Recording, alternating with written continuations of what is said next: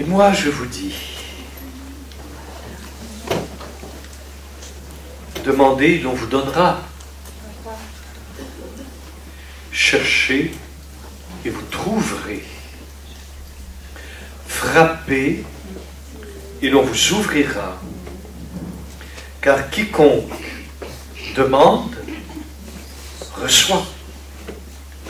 Qui cherche, trouve. Et à qui frappe, on l'ouvrira. Quel est d'entre vous le père auquel son fils demandera un poisson et qui, à la place du poisson, lui remettra un serpent? Ou encore, s'il demande un œuf, lui remettra-t-il un scorpion? Si donc vous, qui êtes mauvais,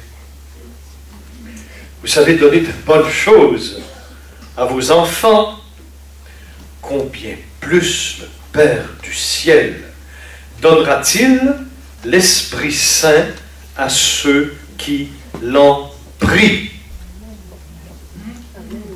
Allô?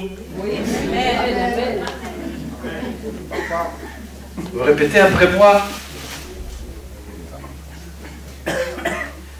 Combien plus le Père du ciel donnera-t-il l'Esprit Saint à ceux qui l'ont pris?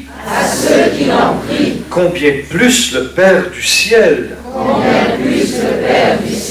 donnera-t-il l'Esprit Saint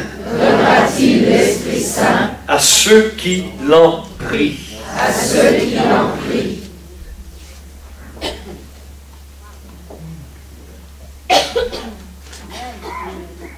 Alors,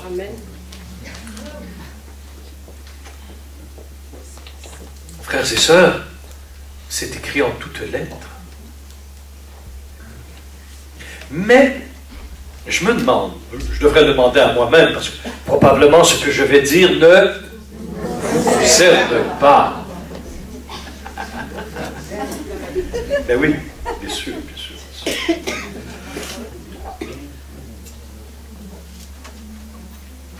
J'avoue, je confesse devant vous, frères et sœurs, que ça ne m'est pas arrivé souvent de demander au Père le Saint-Esprit. Je mentirais de vous dire que je ne lui ai pas demandé. Mais Jésus dit, mais vous êtes mauvais, vous. Et même si vous êtes mauvais, vous savez donner de bonnes choses. Mais le Père qui seul est bon, le Père du ciel, donnera-t-il l'Esprit Saint à ceux qui l'ont pris? Et remarquez bien, Jésus ne dit pas une fois ou deux. Le Seigneur dit bien, mais demandez au Père, il vous donnera l'Esprit Saint. Alors, faudrait, vous et moi, non, moi, tout seul, vous, ça ne vous concerne pas, hein? Devrions-nous demander plus souvent au Père qu'il répande dans nos vies le Saint-Esprit?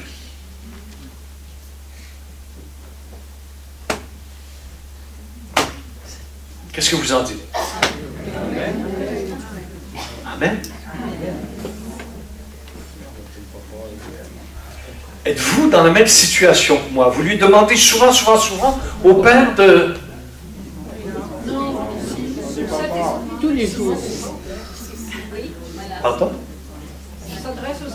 Ah oui, bien sûr, on peut s'adresser au Saint-Esprit directement, bien sûr. Mais là, je parle de ce que Jésus nous dit.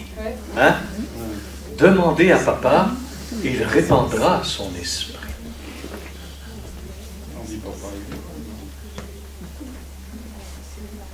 Alors, je vous pose la question, combien de fois dans notre vie chrétienne demandons-nous au Père de répandre son esprit? Demandez au Père qu'il répande l'esprit. Sommes-nous obligés de lui demander? Non! Déjà, si on fait une bonne vie chrétienne, bonne vie sacramentelle, bonne connaissance de la parole de Dieu, une belle vie fraternelle avec un cœur bienveillant, vraiment bienveillant, le Père répand son esprit. Mais je crois que si nous lui demandons souvent, Père, répands ton esprit, qu'est-ce qui arrive dans cette prière? C'est qu'en lui demandant, il y a deux choses. Déjà, moi, consciemment, par ma prière au Père, c'est un acte de foi, je demande au Père, c'est la foi ça, je demande au Père. Donc, en demandant au Père, déjà, je me dispose intérieurement à recevoir. Donc, il y a un plus. Et me disposant par ma demande au Père à recevoir, je me dispose à recevoir encore plus le Saint-Esprit. Le Saint-Esprit m'habite. Le Saint-Esprit nous habite. Si nous sommes baptisés, le Saint-Esprit est en nous, il agit. Mais je crois sincèrement, frères et sœurs, avec ma propre expérience personnelle, avec la contemplation des Écritures, l'étude, la prière, l'écoute de mes frères et mes sœurs, je crois que si, consciemment, je demande au Père de répandre son esprit, déjà je m'ouvre. Je me dispose encore plus à recevoir le Saint-Esprit. Je ne l'expliquerai jamais assez, frères et sœurs. L'acte de foi crée un espace intérieur à l'envahissement de Dieu. Dieu nous habite, il est là, nous sommes des baptisés. Mais quand tu actives ta foi par la louange, l'adoration, la demande, l'intercession, tu ouvres encore plus et tu permets encore plus à Dieu de te visiter et de répandre en toi les sources vives de l'Esprit. Autrement dit, tu demandes au Père de te disposer à être envahi toujours plus du Saint-Esprit. Je pense que ça ne peut pas être plus clair. Je répète, ça vaut le coup. Hein? Alors, vous me suivez, ma sœur? Alors, ce que je dis, je l'explique partout, souvent, je sais. Qu'est-ce que fait l'acte de foi? Par exemple, Père, donne-moi l'Esprit. Déjà en disant Père, c'est un acte de foi. Et l'acte de foi, dans sa nature même, venant du Saint-Esprit, est déjà une communion avec Dieu. L'acte de foi est essentiellement relationnel. Alors je dis au Père, Père, répands ton esprit. Donne-moi ton esprit, papa. Papa, déjà, tu disposes, tu t'ouvres par la foi à la présence agissante de la grâce. C'est pour ça que c'est important d'être dans cette détermination de demander au Père, Père, répands ton esprit. Parce qu'à ce moment-là, tu t'ouvres. Bien sûr que l'Esprit nous habite, frères et sœurs, pas de problème. Surtout si on a une vie sacramentelle profonde, une vie de prière, une vie fraternelle, parce que tout ça c'est les grands commandements de Jésus. Bien sûr, si tu lui demandes, c'est un plus. Parce qu'il y a encore consciemment, j'insiste, il y a consciemment une ouverture plus grande de ton être à l'action de Dieu en toi. Autrement dit, tu demandes au Père en toi, qu'il t'ouvre encore plus, te rende encore plus disponible à la présence et à l'action du Saint-Esprit. D'accord? Ça va? C'est comme ça qu'elle agit, la foi en nous. Elle crée, elle intensifie ton espace spirituel intérieur pour permettre à Dieu d'agir. Parce que Dieu agira jamais sans toi. Il faut que tu lui dises oui à quelque part, il faut que tu lui dises oui. Là, Dieu va te visiter. Il exige ta liberté pour agir. Il n'agira pas sans toi. Fait que si en plus, écoutant la parole de notre Maître éternel Jésus, et qu'on dit à notre Maître et Seigneur, Père, Père du ciel, c'est ton Fils qui l'a dit. Le Père ne peut pas faire autrement que de nous écouter. Parce que justement, c'est son Fils qui l'a dit. Et le Père veut glorifier son Fils dans sa parole. Fait que le Père, en répandant l'Esprit Saint tel que son Fils nous l'a enseigné, il glorifie son Fils.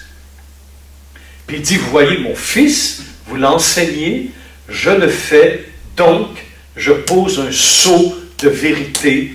Mon Fils est ma parole, mon Fils est ma volonté. C'est toute la Trinité qui est agissante. C'est toute la Trinité.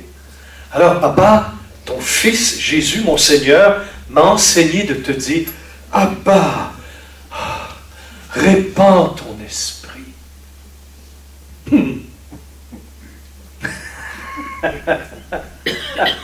Et là, le Père répand l'esprit.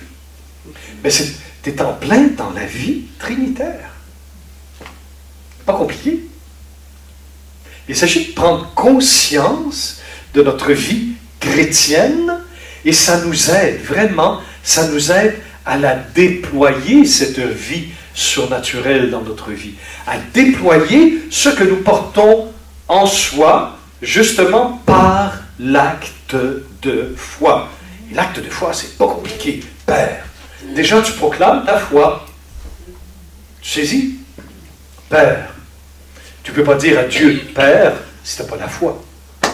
La foi qui vient de la révélation. Tu vois? Alors, et ce soir, on priera beaucoup le Saint-Esprit afin qu'il nous visite. Vous êtes d'accord? Oui. Non. Je ne suis pas venu ici pour ça. Si donc vous qui êtes mauvais, elle est dure cette parole. Hein? Moi, quand j'ai lu ça, mais c'est la vérité, je voulais que je vous dise. Si donc vous êtes mauvais, vous savez donner de bonnes choses à vos enfants, combien plus le Père du ciel donnera-t-il le Saint-Esprit à ceux qui l'en prient? Bien sûr qu'on a déjà le Saint-Esprit. Moi, j'ai déjà entendu des pasteurs ou des prêtres de dire, on m'arrête de prêcher là-dessus, on a le Saint-Esprit. C'est ridicule. Notre Maître et notre Seigneur le dit, mais priez le Père. Pas juste une fois. C'est pas juste le temps de prier à la fête liturgique de la Pentecôte chaque année pour recevoir le Saint-Esprit. Il faut le prier continuellement. Mais sûr qu'il est en nous le Saint-Esprit. Mais là je vais parler du Père, plus tu demandes au Père de répondre, de te visiter, plus tu te rends libre pour recevoir Papa et le Saint-Esprit. Qui, lui, te révèle le Saint-Esprit. Amen. C'est trop compliqué, ça? Je pourrais vous en donner des grandes conférences que vous ne comprendriez pas. Hein? Ensuite, tout le monde dirait, ah, c'était profond. Hein? Personne ne comprend. Alors, je préfère vous dire des petites choses simples, des petites choses qui nous semblent évidentes, mais tellement évidentes que... Et pourtant, pour que Jésus le demande, nous enseigne cela, t'imagines l'importance qu'a dans la bouche du Seigneur le don de l'Esprit par le Père.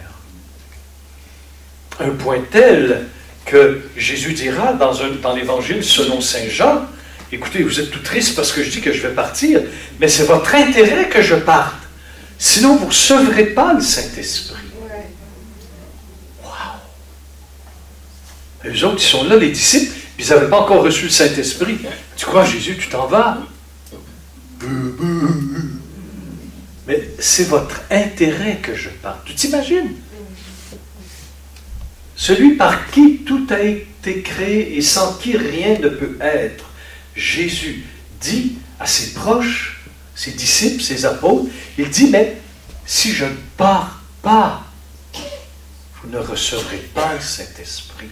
C'est votre intérêt que je parte.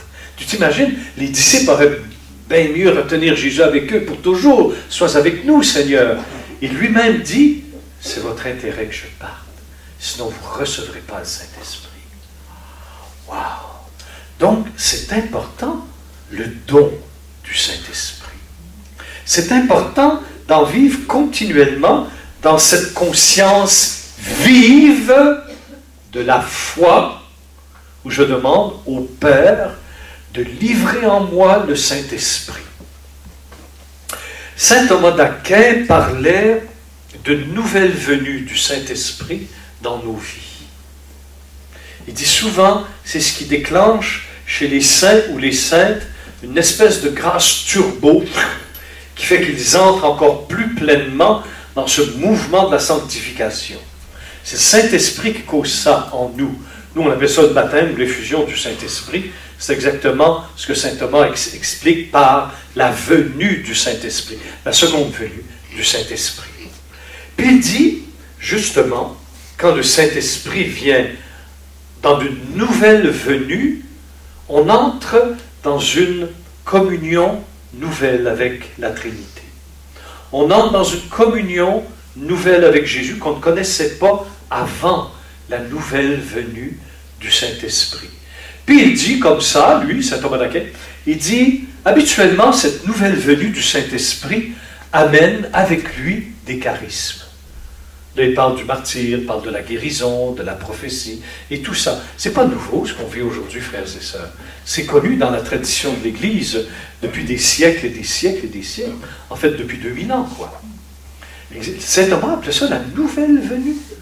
Donc, nous pouvons, tant de fois dans notre vie, recevoir le Saint-Esprit. Nous pouvons entrer dans cette prière du Seigneur où on demande au Père, « Abba, Abba, répands ton esprit. » Toujours. Et là, plus on demande, peut-être qu'il y en a qui vont dire, « Ouais, ben, j'ai demandé tant de fois, mais il ne se passe rien. » Je crois peut-être qu'il ne se passe rien. Mais attends, il va se passer quelque chose. Dieu te prépare peu à peu. Et moi, je crois que chaque prière adressée à Dieu avec sincérité est exaucée. Ça, pour moi, c'est... Et souvent, pas comme je voudrais. Vous savez, on est tellement pris avec nos clichés. Hein? Des fois, on dit ça aux autres. Hein? Dieu sait mieux que toi-même ce qui est bon pour toi. Ça, on aime ça dire ça aux autres qui souffrent. Hein? Voyons, sois consolé, Dieu sait. Mais quand ça nous arrive à nous, là, hein? Seigneur, tu ne sais pas ce qui est bon pour moi. Et on dit à Dieu quoi faire. Alors moi, je crois, tout simplement, mon frère, ma soeur, que si on prie et on demande au Père de nous envoyer le Saint-Esprit agit parce que notre acte de foi nous dispose à l'action de Dieu dans nos vies. Et ça, c'est la vraie vie chrétienne. Fait, quand on entre, j'aime beaucoup ça parler de... Quand on a intégré cet enseignement de notre Seigneur et Maître Jésus, quand on a intégré cet enseignement, ça devient en nous quelque chose d'ordinaire, de normal, de demander au Père, « Père, répands ton esprit. Répands ton esprit. » C'est tout. Et le Seigneur le fait. Et le Seigneur le fait. Qu'on le sente ou ne le sente pas, c'est pas important. C'est bon quand on le sent, n'est-ce pas? Ah, moi j'aime ça sentir Dieu. Oh là là. Quand je suis avec mon Père, oh là là, que c'est bon. Mais il y a des fois qu'on ne sent rien, mais Dieu est quand même agissant.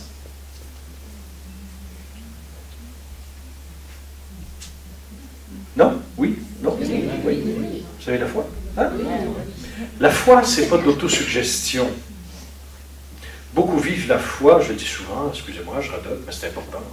Beaucoup vivent la foi comme de l'autosuggestion. Hein? Mais la foi est essentiellement une relation, frères et sœurs. C'est une relation. La foi est un don surnaturel, une vertu théologale, comme on dit en théologie. La foi est un don de Dieu qui permet à notre être une communion avec Dieu. C'est ça la foi. Le travail de la foi en nous, par le Saint-Esprit, c'est de nous transformer peu à peu en une communion croissante avec le Père, le Fils et le Saint-Esprit. C'est ça la foi. Là je parle québécois. Tu as-tu compris? Nous autres, on appuie, on en met beaucoup. Tu as-tu compris? C'est bon, c'est bon, c'est bon. Alors, Dieu est bon. Alors, combien plus le Père du ciel donnera-t-il l'Esprit Saint à ceux qui l'en prient? Debout! De dire avec simplicité, Abba, mon papa. Wow. Parce qu'à ce moment-là, vraiment, tu vas te sentir fils, fils du Père. Et sachant le prix que cette filiation adoptive a coûté à Jésus, comme elle doit être précieuse aux yeux du Seigneur. Aux yeux du Seigneur, notre Père. Alléluia. Et j'aimerais, oui, on prend quelques minutes quand même, on va se coucher trop tard ce soir. Écoutez la parole de Dieu. Nous avons beaucoup prié le Saint-Esprit.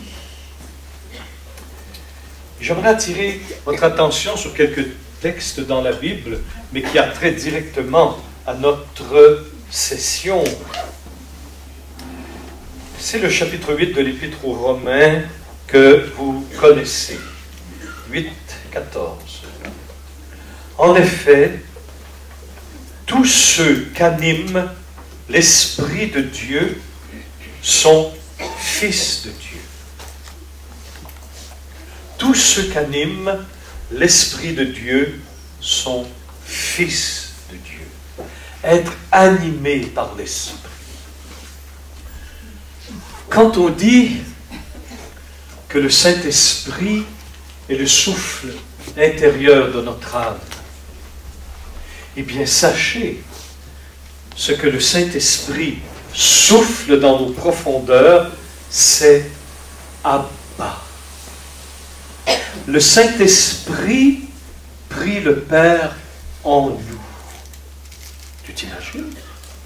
Ce même esprit qui vit en toi depuis ton baptême, se plongeons dans la mort et dans la résurrection du Christ, ce même esprit anime les profondeurs de ton être et crie en toi Abba. Et parfois, dans la vie spirituelle, j'ai entendu des témoins qui m'ont dit qu'ils ont été témoins de ce chant de l'esprit en eux qui chantait au Père Abba. Wow! Quand je vous disais dans la première partie que c'est simplement être plongé dans la vie trinitaire, vivre du Père et du Fils et de l'Esprit, en voilà un bel exemple, frères et sœurs. En effet, nous sommes animés par l'Esprit de Dieu. Ceux qui sont animés par l'Esprit de Dieu sont fils de Dieu. Mais pourquoi? Animé, ça ne veut pas seulement dire être sous la mouvance de son inspiration, pour les charismes, l'édification de l'Église. C'est être animé avec conscience de plus en plus du souffle de l'Esprit qui crie en moi, Abba, Père. Ça, c'est la vie normale de tout baptisé, frères et sœurs. Et d'avoir cette grâce d'entendre l'Esprit en moi qui élève un chant d'amour vers le Père. Est-ce aussi bien, n'avez-vous pas reçu un esprit d'esclave pour retomber dans la crainte? Vous avez reçu un esprit de fils adoptif qui nous fait nous écrier Abba, Père. Il y a en même temps de notre part une passivité et une activité. C'est-à-dire que c'est l'Esprit lui-même qui nous entraîne dans son souffle intérieur et qui nous donne de participer à sa propre prière lorsqu'il dit Abba, Père. Quand nous chantons Abba, en réalité, nous sommes participants du souffle de l'Esprit qui, en nous, crie Abba au Père. C'est ça notre vie spirituelle, frères et sœurs. Hein? C'est une participation. L'Esprit en personne se joint à notre esprit pour attester que nous sommes enfants de Dieu, pour attester. C'est un sceau, c'est une attestation ineffaçable, indélébile pour l'éternité. Et le travail de l'Esprit Saint dans les profondeurs de notre âme, c'est justement non seulement de nous convaincre, mais d'attester. Il atteste que nous sommes véritablement les fils et les filles de Dieu, notre Père. Wow! Nous avons cette certitude. Et cela fait de nous des fils de Dieu. C'est un privilège qui ne conduit non pas à l'orgueil, mais à l'humilité, parce que ça nous donne cette immense responsabilité d'annoncer aux nations le Christ, afin que tout le monde reçoive le Saint-Esprit qui lui-même en nous a cette mission surnaturelle d'attester à notre esprit que nous sommes enfants du Père. Ça, c'est la vie normale, ça. Même inconsciemment, nous avons dans les profondeurs de notre âme cette espèce de circumcision qu'on dit dans la théologie. Nous avons cette espèce de circulation d'amour entre le Père, le Fils et le Saint-Esprit. Tout ça se vit en nous. Nous, on va étudier le mystère de Dieu. Mais c'est comme si on l'étudiait à l'extérieur de nous. Alors que dans la vie de prière, nous devrions, pardon pour les mots là, un petit peu maladroits, mais nous devrions étudier le mystère de la Trinité Sainte en nous-mêmes. Parce que la Trinité Sainte vit en nous. Alors quand Paul nous dit que l'Esprit Saint t'anime, ça veut dire qu'il anime tout ton être et progressivement, il transforme, élève tout ton être à une communion intime, filiale avec le Père, de sorte que lui-même en toi vient attester que tu es enfant de Dieu. Waouh! Crie avec moi. Waouh! Alléluia! Enfant et donc héritier de Dieu et co-héritier du Christ, puisque nous souffrons avec lui pour être aussi glorifiés avec lui, dit saint Paul. Enfant et donc héritier, co-héritier du Christ. Alors, Jésus est la tête du corps que nous sommes. Jésus est le chef de l'Église que nous sommes. Alors, tout ce que possède Jésus, il le transmet à son corps que nous sommes, hormis sa nature divine. Mais tout ce qu'il est, gloire, puissance, vie éternelle, suprême beauté, magnificence, splendeur, sa communion éternelle avec le Père, tout cela, par pure grâce, il en fait de nous, avec lui, les héritiers.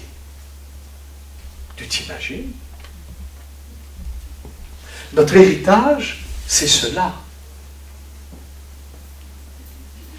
Et justement, Paul aux Galates, hein, c'est des textes connus, ça quand même, ce que je vous dis là. Paul aux Galates, au chapitre 4, le dit encore plus clairement. Lui, il dit au chapitre 4, aux Galates, il dit au verset 6,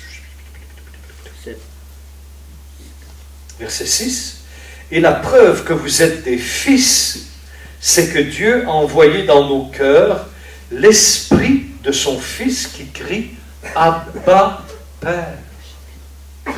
Ah. J'aurais dû commencer par Galates. Tu vois, en Romains, saint Paul nous dit que l'Esprit nous donne de nous écrier « Abba ». Je disais que l'Esprit nous fait participer à son cri vers le Père.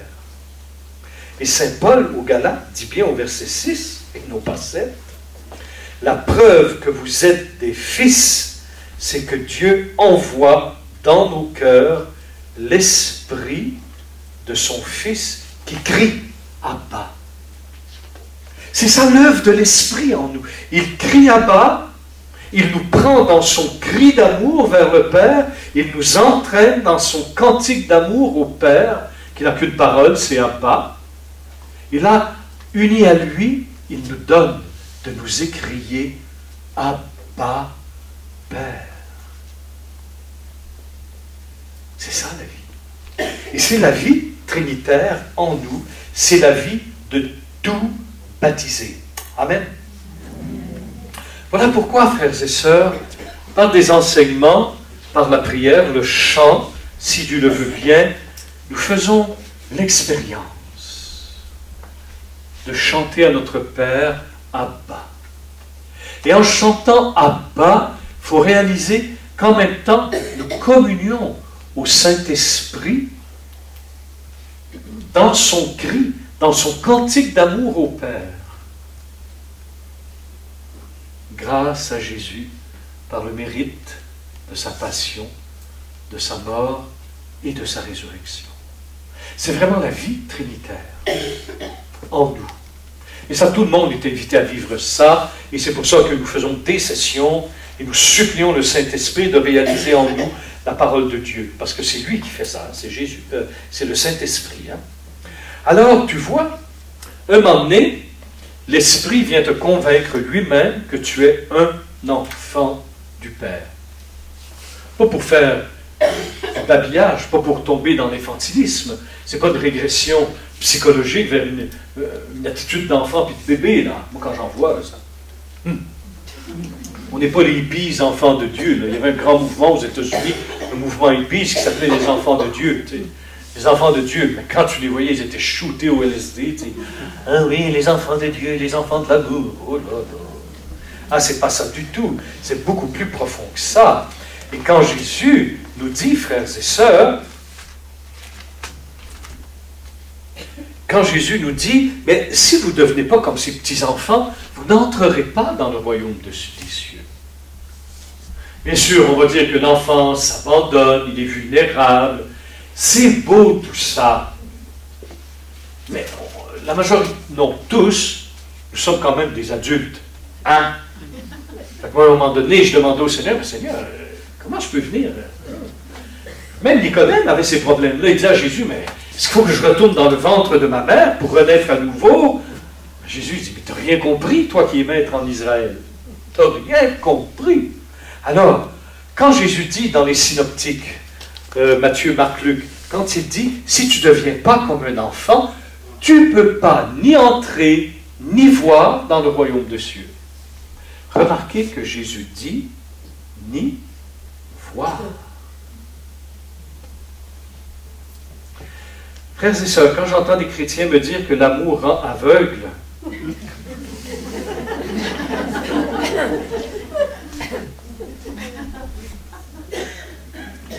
c'est en aimant qu'on voit en vérité, frères et sœurs. Au contraire, la passion nous aveugle. Mais l'amour nous rend voyants. Et même, l'émérite, le pape émérite Benoît XVI disait que la foi, c'est de voir. La foi donne la vision. Et ceux qui vivent leur foi, je dis ça souvent dans mes sessions, il faut que ça rentre, il faut qu'on intègre. Celui qui a vraiment la foi voit Dieu. Mais si on te dit qu'est-ce que tu vois, tu vas dire rien. Mais je vois Dieu. Tu as une révélation intérieure, une attestation, une conviction de foi qui n'est pas de l'autosuggestion, mais une révélation qui imprime ton esprit, ton imagination, ton affectivité, ton intelligence, qui imprime ton émotivité, ta sensibilité, qui imprime tout ton être de cette conviction que la foi est la vision de Dieu. Je ne parle pas de grandes histoires mystiques, là. Je parle de choses ordinaires. Sinon, pourquoi qu'on chante? Je veux voir Dieu, le voir. Pourquoi qu'on chante ça?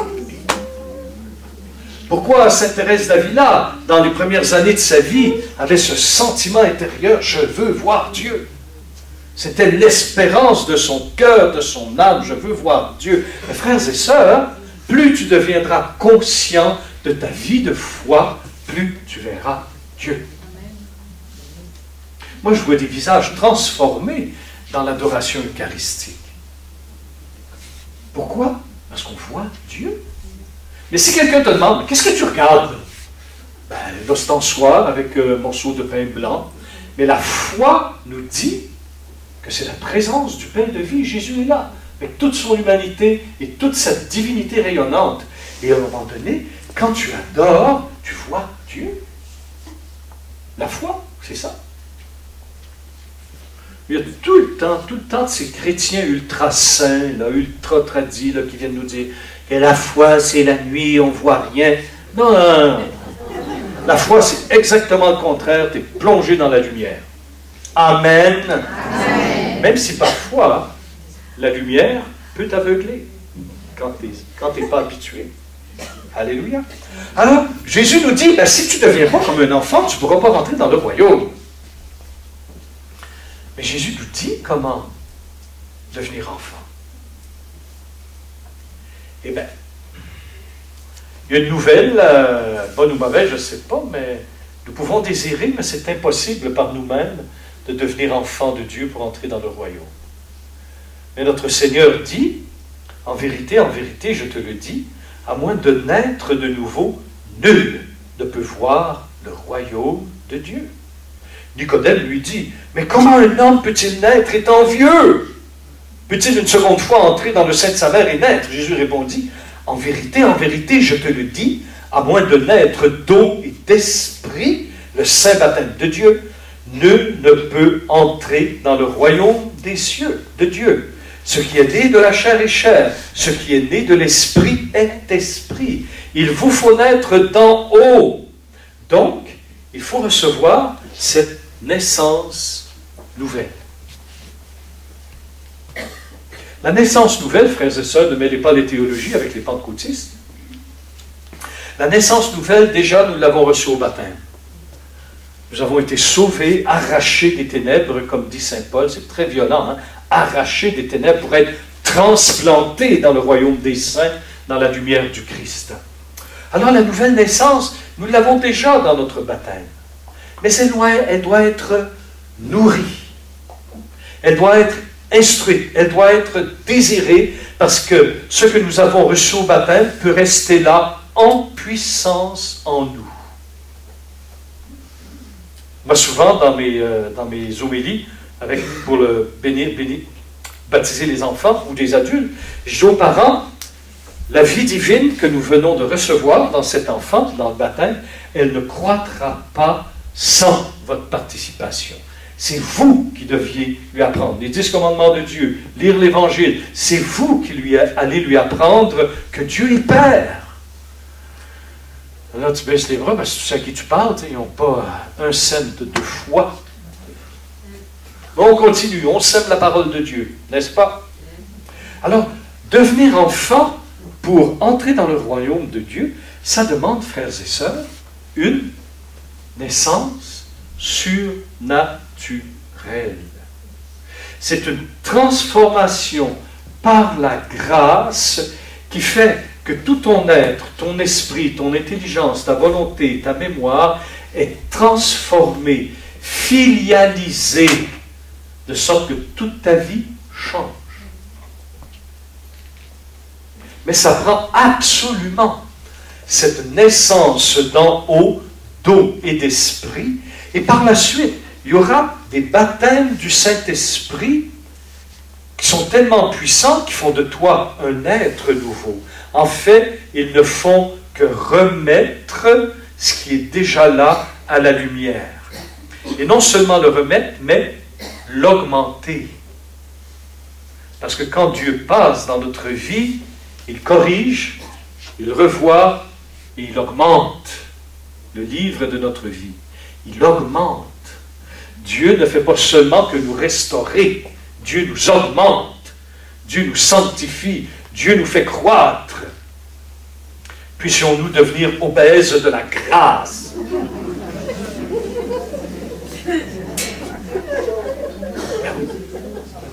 Amen.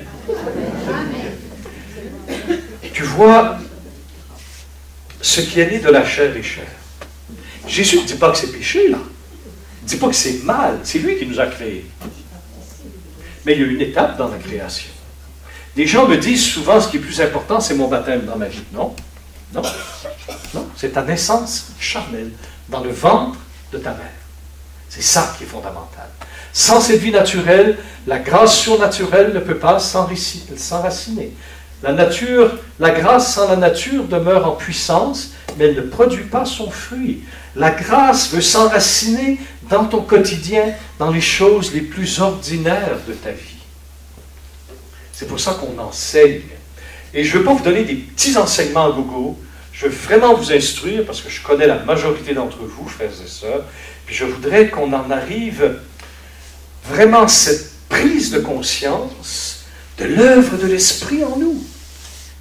Et l'œuvre de l'Esprit en toi ne fera pas autre chose que de te filialiser.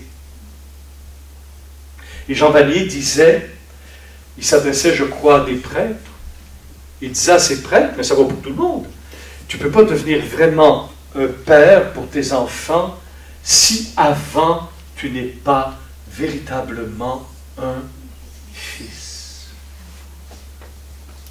Parce que celui qui est véritablement enfant du Père, dans la pleine conscience, attesté par le Saint-Esprit, comme un sceau indélébile dans les profondeurs de ton âme, cette femme ou cet homme pourra vraiment manifester une paternité ou une maternité spirituelle authentique. Mais tu vois, il y a une mesure, dans la mesure où tu es fils, tu peux être vraiment père. Et pour être vraiment fils, il faut avoir cette paternité. Enfin, ça c'est une autre chose. Je parlerai comme ça à des prêtres, mais on ne va pas encore demander de prêcher à des prêtres. Oui, dans d'autres pays, oui. Pas chez nous. Alors tu vois, le Saint-Esprit, je répète, je sais, le Saint-Esprit vient en toi. Il est en toi, dit Paul aux Galates, et il crie « Abba ». C'est extraordinaire. Comme ça, tu pourrais être en contemplation, entraîné par la grâce au cœur de toi-même, au cœur de ton cœur, et voir, entendre le Saint-Esprit dire à papa « Abba ». C'est notre vie spirituelle. Le Saint-Esprit ne fait pas seulement ça, il t'entraîne avec lui. Et il te donne, c'est ça la passivité, hein? La passivité n'est pas inactivité. La passivité dans la vie spirituelle, c'est que tu es saisi par Dieu et tu es élevé par lui vers le Père ou vers le Fils de l'homme, Jésus, le Fils de Dieu. Et là, tout ton être est nourri de la grâce et tu deviens plus que jamais actif dans la passivité de Dieu. Ça, c'est du gros Jean de la Croix, ça. Bon, enfin, mais je crois que vous êtes assez intelligent pour comprendre ces choses. Car Dieu, notre Père, a tellement aimé le monde qu'il a donné son Fils unique, l'unique engendré. Comme c'est beau! Et partout dans le Nouveau Testament, tu vois Père, plus qu'à 98%, tu peux mettre Dieu, tu peux mettre Père. Comme là, Dieu a tellement aimé le monde, tu peux mettre Abba a tellement aimé le monde qu'il a donné son Fils. Partout, tu peux mettre Abba. Dieu est Père de notre Seigneur Jésus-Christ. Fait, imagine-toi que tout ce que je te dis là se vit en toi. Je te dis tout simplement ce qu'il y a en toi comme baptisé. Et c'est ça la vie trinitaire. On le vit ces choses. Tu sais, tout à l'heure quand on a chanté « Toi qui sièges », et on a chanté « Abba ». Ah, et on l'a chanté, j'ai vu des larmes qui coulaient dans l'assemblée, j'ai vu des gens qui étaient saisis dans une intimité avec le Père, parce qu'il ne faut pas que toujours je ferme les yeux, moi, il faut que je regarde qu'est-ce qui se passe. De toute façon, il faut que je regarde jouer de la guitare, parce que je ne connais pas la musique, bon, j'essaye. On fait notre possible, croyez-moi. Ça fait que Qu'est-ce que ça veut dire, ça? Le Saint-Esprit t'a pris, t'a élevé vers le Père, t'a introduit dans une intimité qui est celle du Fils. C'est toujours la vie trinitaire. Un chrétien, avec la vie trinitaire, c'est un poisson dans l'eau. Mais par l'enseignement et par la prière, si Dieu le veut, et avec l'ouverture de notre cœur, parce que Dieu travaille toujours avec nous dans une synergie, c'est-à-dire dans une même volonté, dans un même vouloir, nous désirons Dieu et Dieu nous désire. Et là, il y a la rencontre en nous des deux désirs qui est embrasée, qui devient un désir. Et ça, c'est puissant. Ça transforme notre vie, frères et sœurs. Amen. Alors voilà ce que veut le Père par son Fils. Bon, il est trop tard pour que je vous parle de...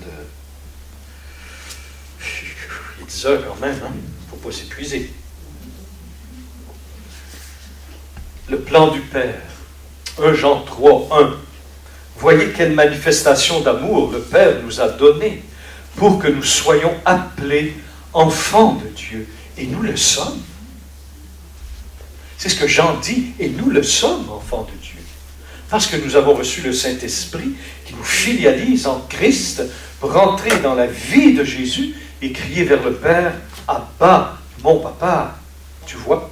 Quelle manifestation d'amour le Père nous a donné pour que nous soyons appelés enfants de Dieu, et nous le sommes. Nous le sommes. Waouh! Waouh! Waouh, waouh, waouh! Et Saint Jean dit quelque chose aussi. Si le monde ne nous connaît pas, c'est qu'il ne l'a pas connu, lui, le Père. Mais le monde ne peut pas nous reconnaître comme enfants de Dieu. C'est impossible. C'est impossible. À moins d'avoir une révélation. Rappelez-vous ce que je vous disais tout à l'heure, hein? Le petit garçon qui disait à son papa, quand j'étais à Jérusalem, dans une salle à manger, dans un resto plutôt, puis là, l'enfant disait à son papa, « Abba ». Mais il reconnaissait son père au milieu d'une dizaine d'autres hommes. Mais il ne disait pas à quiconque, papa, papa, papa. Non, non, non. Il disait à son père, parce qu'il y avait ce lien de génération naturelle avec sa maman, puis il reconnaissait filialement, naturellement, dans l'être, c'est lui mon papa. Le chrétien, par le Saint-Esprit, dans ce monde, dit, c'est Dieu mon papa. Mais pour dire, c'est simple ce que je vous dis là, ce Dieu créateur du monde visible et invisible, c'est mon Père, c'est mon Abba, c'est mon papa chéri. Cela demande une renaissance surnaturelle. C'est ça, devenir enfant de Dieu, pour entrer et voir le royaume. Tout ça, ça rentre dans la croissance. Mais c'est certain, c'est une évidence que le monde ne peut pas nous connaître. C'est une évidence. Au contraire, il nous pense un peu cinglés, quoi. Parce que nous disons à Dieu, nous croyons qu'il est Père, qu'il engendre son Fils surnaturellement depuis toute éternité dans le Saint-Esprit. On dit non, ça ne va pas. Les musulmans diront qu'on est des associateurs, des idolâtres. Les Juifs, beaucoup ne reconnaissent pas les chrétiens à cause de cela, disant que c'est Paul qui a inventé une religion nouvelle. Il faut le faire quand même. Pour les hindouistes, et je l'ai entendu de missionnaires en Inde qui ont dit, pour eux, les chrétiens, ce sont des nains spirituels, parce qu'ils disent à Dieu, Abba, parce qu'ils récitent le Notre Père. Pour les bouddhistes, eux autres qui ne soucient ni de l'âme ni de Dieu, eux autres, tout ce qu'ils veulent, c'est sortir de la souffrance. Mais ils disent aux chrétiens, comment vous faites pour appeler Dieu Père?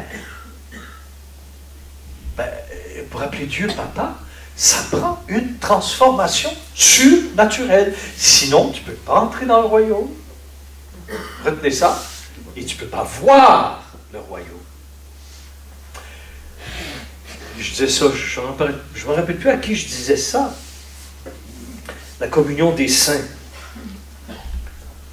Ensuite, je termine. La communion des saints, les saints et saintes, tous nos frères et sœurs que Dieu est venu chercher, conduire dans son royaume.